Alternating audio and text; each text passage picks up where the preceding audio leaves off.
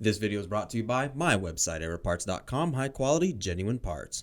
In this video, I'm going to keep it short and simple. I'm going to be replacing the Serpentine belt in a 2008 Honda CR-V. The years that this is good for is on the screen as well. Many Honda vehicles with the 2.4 liter K24 motor. Now I'm going to start with removing the tension from the belt. I have to get to the tensioner. You don't really have to remove the reservoir like I'm doing here or the bracket, but you can. It's really easy if you just want some extra space. I'm doing this for better camera angles, but let's take a look at this tensioner here. It's got a 14mm bolt on that, and you turn it clockwise to release the tension. I'm going to show you a different angle up close for this tensioner. Here's that second angle, and we're right down there.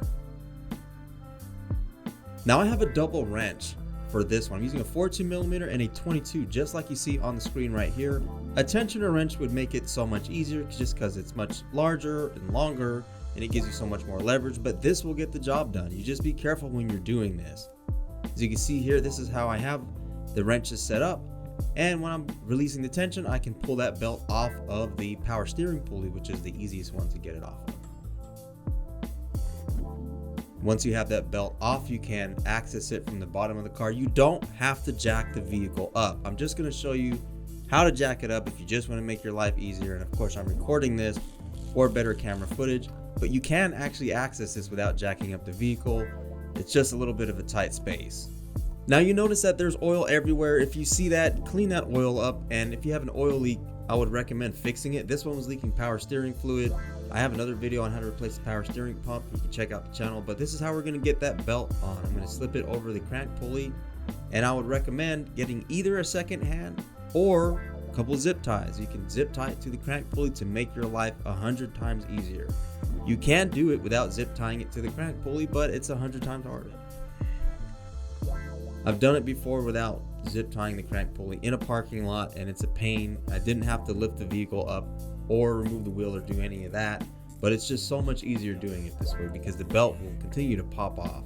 If you have a second hand, have somebody get down there and hold the belt on that crank pulley while you get the belt around all the rest of the pulleys. And here, right here, we have the belt diagram where you can see how the belt is routed to help you out and make this a little bit easier for you.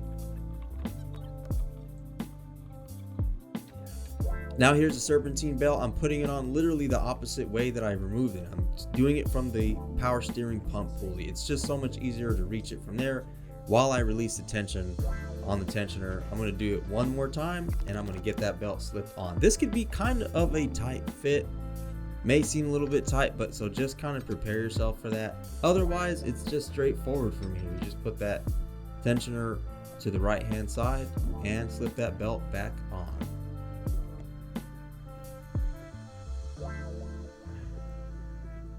And that's it. Cut your zip tie off and you're ready to rock and roll.